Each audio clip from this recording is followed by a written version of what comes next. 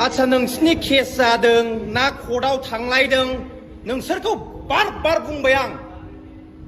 post upload दाहो होननानै गाबागाव लाइफनि गाबागाव प्राइभेसि खालामना ला मोसौ गियानफोर एमजे आरो प्रिटि नोंसोर पस्ट दाहो होनदों मालाबाबो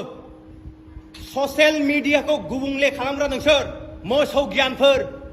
नोंसोर गाबागाव प्राइभेसि खालामना ला नोंसिनि संसाराव मा जादों मा जायाखै बेखौ भिडिअ आपल'ड दाहो होनदों नोंसोरखौ लोगो मोनबा आं